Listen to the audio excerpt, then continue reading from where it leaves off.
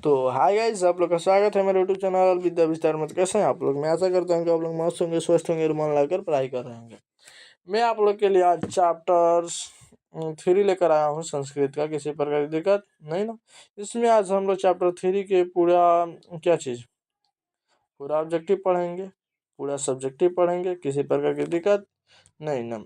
तो चलिए, वीडियो को स्टार्ट करने से पहले मैं आपसे बता दूं कि अगर आपको पीडीएफ बिल्कुल फ्री में चाहिए तो ये आपको नंबर दिखाई दे रहा होगा 2025 के लिए क्रैश कोर्स के लिए। मैं बता दूं, अगर आपको इसमें चाहिए 76 31 77 87 49 या 76 31 77 87 59, इन दोनों में से किसी पे भी व्हाट्सअप लिखकर हाई लिख के भेजिए, आपको बिल्कुल फ्री में पीडीएफ मिलेगा। किसी प्रकार की दिक्कत नहीं ना? तो मिलते हैं नेक्स्ट सॉरी, चलिए वीडियो को स्टार्ट करते हैं।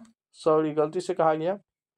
तो चलिए, आज का जो टॉपिक है आलस का था, इसको पढ़ने में थोड़ा मजा आएगा। इसको थोड़ा आज हम आपको बताएंगे कि इसमें क्या क्या हुआ है। ठीक, इसमें सबसे पहले 4 को दोस्त होते हैं जो कि बहुत ही आलसी होते हैं। ठीक, चलिए, फर्स्ट नंबर जो क्वेश्चन है, आलस कथा पाठ से हमें कौन सी शिक्षा मिलती है? आलस कथा पाठ में होता क्या है? 1 मिनट सुन लीजिएगा, 1 मिनट सुनिएगा। क्या सुना दें? ये देखिए, इसमें क्या होता है, इसमें 4 को दोस्त होते हैं। कितने? 4 दोस्त होते हैं। वो चारों के चारों के चारों बहुत आलसी, बहुत बड़े बड़े आलसी होते हैं। ठीक, बहुत बड़े बड़े आलसी होते हैं। आप बताइए, आग लगा है, उसमें से कोई नहीं निकलता है। ठीक, हाँ, वो इतना आलसी है ना कि वो मत पूछिए, आग निकलबे नहीं करते हैं।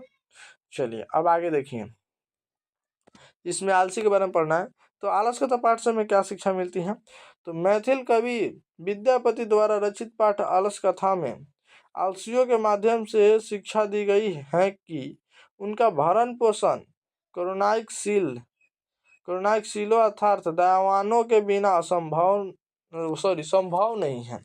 इसका मतलब कहा जा रहा है इसमें, अगर कोई आलसी व्यक्ति है जिसे मतलब कि जो काम नहीं करना चाहते, उसके गोर पैर सभी अच्छे हैं, कोई मतलब आलसी आदमी है, अगर उसका भरण पोषण कौन करेगा, यानी उसको खाना कौन देगा, कपड़ा लता कौन देगा?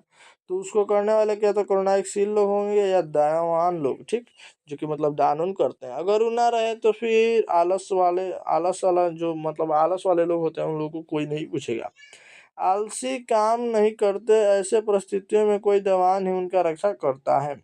आलसिया जो होते हैं काम नहीं करते हैं, और उनका परिस्थिति जैसे मान लीजिए अब उनको खाना भी ना मतलब थोड़ी मारेंगे, तो वहाँ पे कोई दयावान आएगा, उसके पास पैसा होगा, तब वो क्या करेगा, उन लोग को मदद करेगा। किसी प्रकार की दिक्कत नहीं ना? चलिए,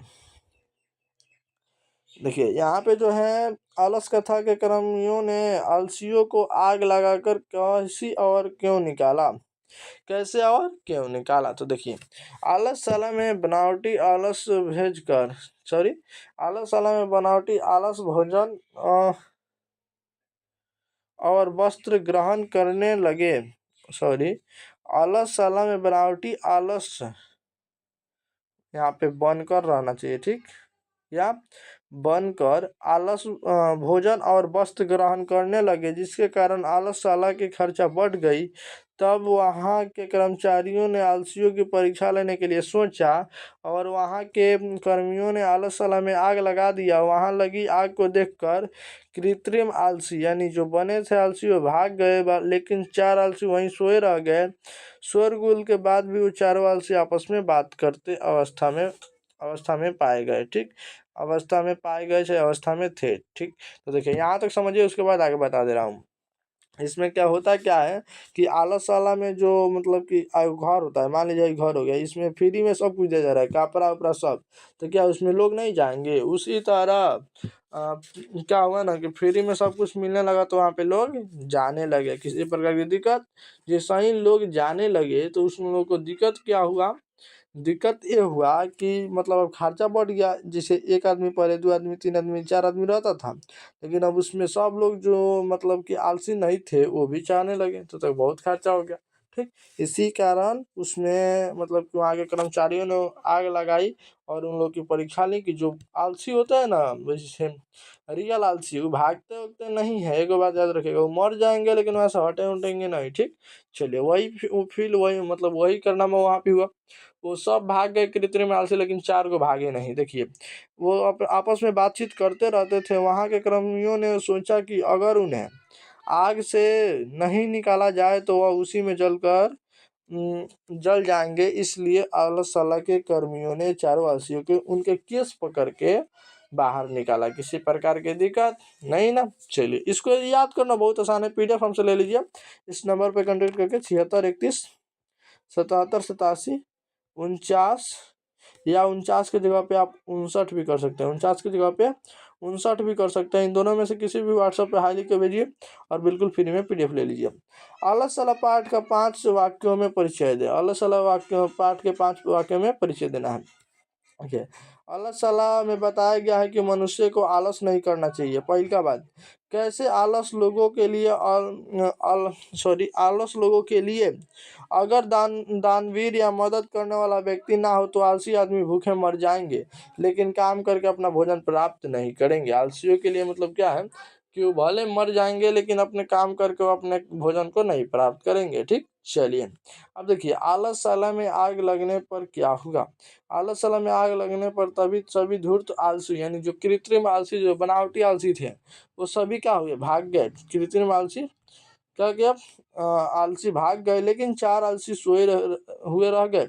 अपना और आपस में बात करते थे।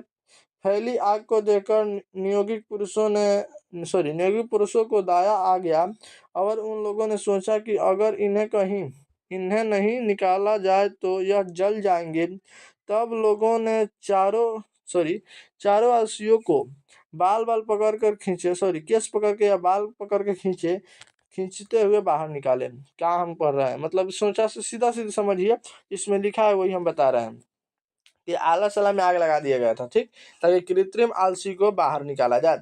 और कृत्रिम आलसी बाहर कब निकल भी गए, क्योंकि वो देखेगा कि अभी तो आग लग गया तो हम लोग मर जाएंगे इसी में, तो निकल गए। लेकिन वहाँ पे 4 आलसी थे जो कि एकदम हिलने वाले थे नहीं, क्योंकि वो कृत्रिम आलसी थे। आलसी कोई भी काम नहीं करता है। ठीक, तो अब वो भले उसमें मर जाए चाहे रह जाए, उसका यही प्रण था कि हम निकलेंगे नहीं। चलिए, अपने से नहीं निकलेंगे, दूसरा कोई निकालेगा तो निकल जाएंगे वो। तो वहीं पे देखे कि अब आग लग गया या कोई आलसी अब भाग नहीं रहा है, इसका मतलब यही आलसी क्या है, रियल वाला आलसी है। तो उनको रख के नियोगिक पुरुष ने देखा कि अब तो आग गिरा है, अब वो जल जाएंगे, इसलिए उन्होंने उनके केस पकड़ के या बाल पकड़ के क्या बाहर निकाला। किसी प्रकार की दिक्कत नहीं ना। चलिए 5 नंबर जो क्वेश्चन है, विद्यापति कौन थे, उन्होंने किस ग्रंथ की रचना की थी, पठित पाठ के आधार पर लिखे। तो देखिए, विद्यापति एक महान कवि लेखक थे। उन्होंने पुरुष परीक्षा नामक ग्रंथ की रचना की थी। संस्कृत भाषा में लिखित पुरुष में कथा रूप में अनेक मानवीय गुणों के महत्व वर्णन है तथा दोष के निवारण के लिए शिक्षा दी गई है। विद्यापति लोकप्रिय मैथिल कवि थे। विद्यापति कौन थे, लोकप्रिय मैथिल कवि थे। यह संस्कृति ग्रंथों के रचयिता भी थे। इनकी ख्याति मैथिल विषयों के साथ साथ संस्कृत विषयों में भी अधिक थी। कहने का मतलब विद्यापति को तो कवि थे, उसके बाद लेखक थे, उसके बाद इन पुरुष परीक्षा नामक ग्रंथ के रचयिता की, ठीक, मतलब रचयिता भी थे। उसके बाद संस्कृत भाषा की लिखित पुरुष में कथा रूप अन्य मानव गुणों का महत्व का वर्णन किया है, दोष निवारण का वर्णन किया है। विद्यापति लोकप्रिय मैथिल कवि थे। उसके बाद यह संस्कृत के रचयिता भी थे। इनकी ख्याति मैथिल विषयों के साथ साथ संस्कृत विषयों में भी है। ठीक, किसी प्रकार की दिक्कत नहीं ना। चलिए, अलस कथा का क्या संदेश है अथवा अलस कथा का पाठ की किस प्रकार की चर्चा की गई है। अलस कथा का संदेश है कि आलस्य का एक महान रोग है। जीवन में विकास के लिए व्यक्ति को कर्मठ होना अति आवश्यक है। यह आलस्य शरीर में रहने वाले महान शत्रु है, जिससे अपना परिवार का और समाज का नाश अवश्य ही होता है। मतलब अगर आप देखिएगा, आप सोचिएगा कि आज हम पढ़ ले, कल पढ़ ले, परसों पढ़ ले, थोड़ा सा दिमाग खराब हो गया तो आज नहीं पढ़ेंगे कल पढ़ेंगे, तो आप कल भी नहीं पढ़ पाइएगा। ठीक, कल भी आप नहीं पढ़ पाएंगे। चलिए परसों पढ़ लेते हैं, तो परसों भी आप नहीं पढ़ पाइएगा। ठीक, चौथा रोज कभी नहीं पढ़ पाइएगा। जिस दिन आपका मियाँ दिमाग खराब हो, कुछ भी हो, लेकिन उस दिन पढ़ाई कीजिए, कम कीजिए, कोई दिक्कत नहीं। 4 घंटा जहाँ करते थे 1.5 घंटा कीजिए, 2 घंटा कीजिए, कोई दिक्कत नहीं, लेकिन कीजिए, ठीक, याद रखिए। चलिए लास्ट क्वेश्चन देखते हैं सब्जेक्टिव का। चारों आलसियों के वार्तालाप अपने शब्दों में लिखे। ये वाला जो क्वेश्चन है हम पढ़ के नहीं बताएंगे, अपने से बता देंगे, ठीक। इसमें भी वही लिखा है जो हम आपसे पढ़ के बताएंगे। चलिए वो भी बताते हैं। चारों आलसी निश्चय ही अपने आलसपन को सिद्ध कर रहे थे। मतलब चारों आलसी सो कर अपने में बात कर रहे थे और आलसपन को सिद्ध कर रहे थे। पहला आलसी बोला, अब आग तो घर में लगी है, और कंबल से ओढ़े थे, ठीक। मतलब थी भींगा हुआ नहीं था, सूखा हुआ कंबल था, उससे ओढ़े थे। तो पहला मुंह ढक कर ही कह रहा है। अब जैसे ओढ़े थे सोते थे तो ढक कर कह रहा है क्या, भाई आग लगी है क्या। क्या बोल रहा है, लगता है आग लगी है क्या। नहीं नहीं, सॉरी सॉरी, पहला जो कह रहा है कि अरे हाला कैसा, पहला क्या कह रहा है, हाला कैसा, ठीक। दूसरा बोल कहता है क्या, लगता है आग लगी है, लेकिन कोई मुंह उघार के देख नहीं रहा है कि सच में आग लगी है या झूठ में लगी है। इस बोल रहा है आग लगी है बस। अब देखिए तीसरे ने कहा, कोई धार्मिक व्यक्ति नहीं जो पानी से भींगा हुआ वस्त्र हम पे डाले, मतलब कि हम लोगों पे ढक दे। जैसे कि पानी से भीजा हुआ वस्त्र, वहाँ पे दिमाग का भी यूज कर रहा है, तो डालने के बाद हम लोग क्या होंगे, बच जाएंगे, जलेंगे नहीं जल्दी। तो चौथे ने कहा, अरे वाह चालो कितनी बातें करते हो, चुपचाप नहीं रहते हो का। चलिए फर्स्ट नंबर बोल रहा है क्या, वो अपने आलसपन को सिद्ध करते हुए फर्स्ट नंबर बोल रहा है हाला कैसा है। दूसरा बोल रहा है क्या, लगता है आग लगी है। तीसरा बोल रहा है कोई धार्मिक व्यक्ति नहीं है जो हम पे भींगा हुआ कंबल डाल दे। चौथा बोलता है क्या, अरे वह चालू कितना बात करते हो, मतलब अपने दोस्त को बताता है कितना बात करते हो, कभी चुपचाप नहीं रहते क्या, ठीक। तो इसी को मतलब लिखना है, ये लगभग आता है 3 4 5 नंबर में, ठीक। 2 नंबर में अधिकांश आता है।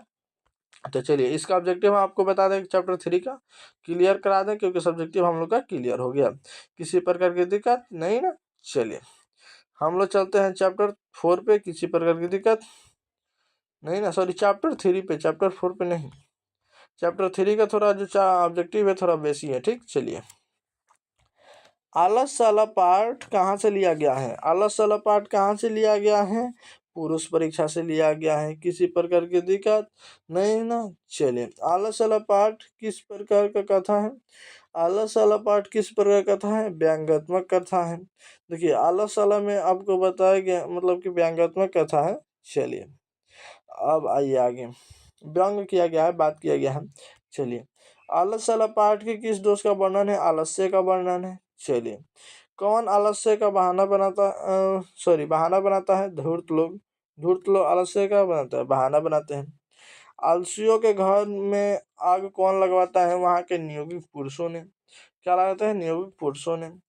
अब आप कहिए सर जी वो मंत्री लगाते हैं, नहीं, नियोगित पुरुषों ने, याद रखिएगा, योगिक पुरुषों ने भले। आलसियों की परीक्षा क्या लगा कर ली गई, आग लगा कर ली गई, ठीक। चलिए चारों आलसियों को क्या पकड़ कर बाहर निकाला गया, केस पकड़ कर, ठीक। चलिए आगे हम लोग चलते हैं 8 नंबर क्वेश्चन पे, किसी प्रकार की दिक्कत नहीं ना।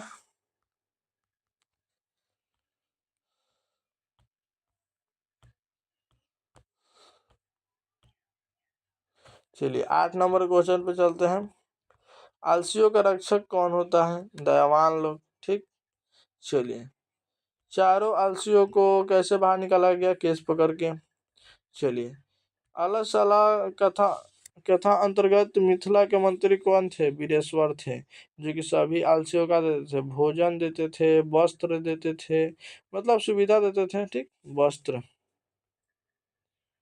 और घर भी देते थे, ठीक। चलिए रहने के लिए आलसला बनवाए थे।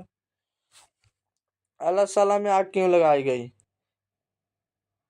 आलसियों की परीक्षा करने के लिए, इसमें देख लीजिएगा, आलसियों की परीक्षा करने के लिए। आलसला में आग लगाने पर भी कितने लोग नहीं भागे, 4 लोग, जो कि मुख्य आलसी थे, ठीक। वो लाइन से सोते थे अपने आपस में, ठीक, आपस में सोते थे। चलिए घर में लगी आग को देखकर कौन लोग पलायन हो गए, कौन लोग पलायन हो गए घर में लगी आग को देखकर, धूर्त लोग, किसी प्रकार की दिक्कत नहीं ना। अरे हालांकि ऐसा कौन बोला, प्रथम थी पुरुष ने। लगता है इस घर में आग लगी, ऐसा किसने बोला, द्वितीय पुरुष ने। चलिए तृतीय क्या बोल रहा है, तृतीय बोलेगा क्या कि अगर कोई, नहीं अभी नहीं है।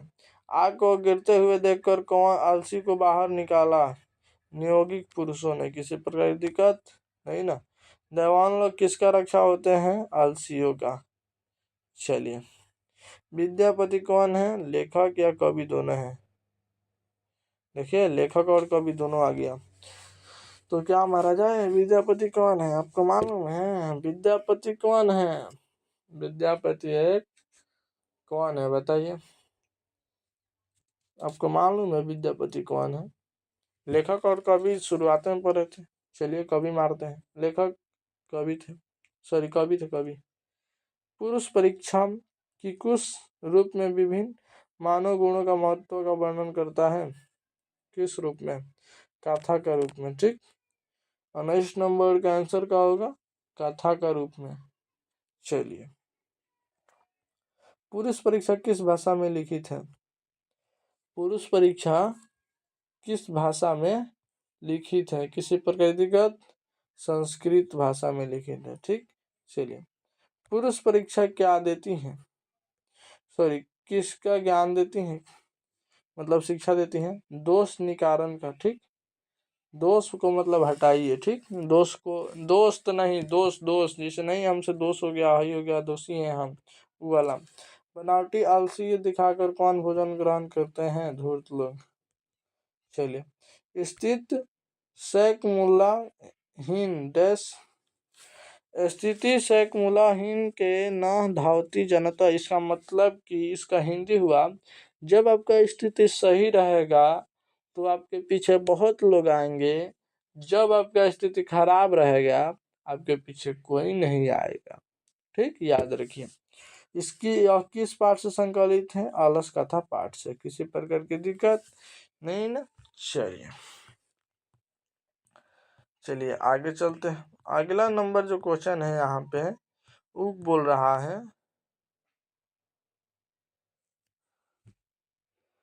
वो क्या बोल रहा है? बिलेश्वर कौन था? बिलेश्वर जो था मिथिला का मंत्री था। किसी प्रकार की दिक्कत? चलिए, संसार में बच्चों का रक्षक उनकी माता होती हैं और माता के रक्षण उनके पति होते हैं, ठीक। तो पुरुष परीक्षा की रचना कौन करते हैं, कौन किए हैं? कौन किया है पुरुष परीक्षा की रचना? विद्यापति। किसी प्रकार की दिक्कत नहीं ना। चलिए, पुरुष परीक्षा ग्रंथ किसके गुणों का वर्णन करता है? तो ये मानव का गुणों का वर्णन करता है, ठीक। चलिए, 28 नंबर, मैथिल भाषा के कवि कौन है? मैथिल भाषा के कवि कौन है? विद्यापति हैं। किसी प्रकार की दिक्कत नहीं ना। चलिए, पति रेव गति डैश डैश करुणाईक बिना किस पाठ से लिया गया है? पति रेव गति यानी किस थी? पति के बिना जीवन व्यर्थ है, मतलब कहाँ से लिया गया है? आलस कथा से। किसी पर दिक्कत नहीं ना। चलिए, स्त्री का रक्षक कौन होता है? पति होते हैं भाई। चलिए, पति किसका रक्षक होता है? स्त्री का होता है, स्त्रियों का होता है। चलिए, हम लोग कहाँ आ गए? 31 पे आ गए हैं। आपकी बार इसमें थोड़ा ऑब्जेक्टिव है कितना जानते हैं? इसमें ऑब्जेक्टिव है कितना, और मतलब हमको लगता है आधा पढ़ना है। 56-57 है, 31 पे आ चुके हैं। चलिए, 32 नंबर देखते हैं। बच्चों का सच्चा रक्षक कौन है? चाहे बच्चों का रक्षक कौन है? माता है। किसी प्रकार की दिक्कत नहीं ना। चलिए, माता किसका रक्षक है? बच्चों का। चलिए, बिलेश्वर अनाथों को क्या देता था? भोजन और वस्त्र भी देता था। चलिए, कौन परिश्रम नहीं करना चाहता? आलसी। चलिए, निगतना चाह बहियाना, क्या बहिमाना श्लोक किस पाठ से लिया गया है? भाई आलस कथा पाठ से लिया गया है। चलिए, भूखा रहना कौन पसंद करता है? आलसी, लेकिन काम नहीं करेगा। स्थिति सैक मूला धोती जनता, मतलब कि स्थिति जिसका ठीक हो बहुत लोग आते हैं। यह कहाँ से लिया गया है? अलस कथा से, पुरुष परीक्षा से लिया गया। कहाँ से? पुरुष परीक्षा से लिया गया है। सारे सुखों का मूल क्या है? संगठन। सारे सुखों का मूल क्या है? संगठन। आग को देखकर कौन भाग गया? धूर्त लोग भाग गए। किसी प्रकार की दिक्कत नहीं ना। चलिए आगे, अगला जो क्वेश्चन है कितना, 41 नंबर क्वेश्चन है। घर में आग लगने पर कौन नहीं भागा? आलसी नहीं भागे। चलिए, कोई धार्मिक पुरुष नहीं, ऐसा किसने कहा? तृतीय ने कहा। चलिए, अरे बच्चा लोग कितना बोलते हो, ऐसा किसने कहा? चतुर्थ ने कहा। किसने? चतुर्थ ने कहा। चलिए, आलसी को प्रतिदिन इच्छा भोजन कराता था, वीरेश्वर कराता था, मिथिला के मंत्री। तर्क अर्था यद समीन गृहन अग्रिणो स्थिता। आलस कथा पाठ में यह किसका उक्ति है? किसी प्रकृतिगत, मतलब कि लगता है आग लगी है। ये कौन बोला था? अग्नि यहाँ पे आ रहा है ना, लगता है आग लगी, ऐसा किसने बोला? ऐसा बोला तीसरे ने। तो तीसरे आलसी की वचन है। ठीक, चलिए, तुलसी कथा ना तृष्टि, ऐसा किसने बोला? क्या बोला? त्रिथि कथन ना तृष्टे, किसने बोला? यानी तुम लोग चुपचाप नहीं रह सकते हो, चौथे ने बोला। चौथा नंबर, इस संसार में कौन आलसी का रक्षक है? करुणाइक लोग या मतलब दयावान लोग? सबसे बड़ा शत्रु क्या है? आलस है भाई। आलस अगर बहुत ज्यादा शरीर को मतलब बर्बाद कर रहा है, बहुत लोग लड़के भी बर्बाद हो जा रहा है, पढ़ने का मन नहीं कर रहा होगा, आलसी का रूप है। वास्तविक आलसियों की संख्या 4 थी, किसी पर कोई दिक्कत नहीं ना। चलिए, आलस कथा पाठ के रचयिता कौन है? आलस कथा पाठ के रचयिता विद्यापति है, किसी प्रकार की दिक्कत नहीं ना। चलिए, नीतिकार आलस्य को क्या मानते हैं? शत्रु मानते हैं। चलिए, बिलेश्वर कैसा था? वीरेश्वर कैसा था? ईमानदार था। ठीक, चलिए, नहीं नहीं, बिलेश्वर जो था दानशील था। ठीक, दानशील इसमें ज्यादा रहेगा बेहतर। पति रव गति बालना जननी गति, रिक्त स्थान को भरिए। पति रव गति बालना जननी गति। देखिए, पति रव गति स्त्री नामन बालना जननी गति, यहाँ का होगा स्त्री नाम, किसी पर दिक्कत नहीं ना। चलिए, आलसशाला में आग किसने लगाई थी? आलसशाला में लगाई थी क्या? सॉरी, लगाई थी नहीं, लगाई किसने लगाई? तो आगे आलसशाला के कर्मचारियों ने लगाई। और किसने लगवाया था? तो आलसियों के हेड मालिक। ठीक, चलिए, आलसशाला के हेड मालिक। आलसशाला में आग किसने लगवाया? तो नियोगित पुरुष। ठीक, 55 का आंसर क्या होगा भाई? आलसशाला में कौन आग लगाया था? कौन आग लगवाया था? वीरेश्वर। ठीक, चलिए, आलसशाला में आग कब लगाई गई? जब सब सो रहे थे। चलिए, कॉपी तथा धार्मिक नमस्ता और डैश डैश केटी सिन्हा परवानोती, किसने कहा? क्या किसने कहा? इसको कहा तृतीय आलसी ने। इसका मतलब तृतीय आलसी क्या बोला था? एक कंबल नहीं जो हम सब पे, भींगा हुआ कंबल नहीं जो हम सब पे डाल दे, वस्त्र। तो यहाँ पे हम लोग का होता है चैप्टर 3 समाप्त। किसी प्रकार की दिक्कत नहीं ना। चलिए, वीडियो को लाइक कर दीजिए, चैनल को सब्सक्राइब कर लीजिए। अगर आपको चाहिए बिल्कुल फ्री में पीडीएफ, तो इस नंबर पे कांटेक्ट कर लीजिए। 76 या 59, किसी में भी व्हाट्सएप बनाकर हाई लिख के भेजिए। दोनों में से किसी पर भी आपको बिल्कुल फ्री में पीडीएफ मिलेगा। ठीक, 11 12 9 10। ठीक, तो मिलते हैं नेक्स्ट वीडियो में, तो तक के लिए bye. Thank you so much. ऐश कीजिए, मन लगाकर पढ़ाई कीजिए।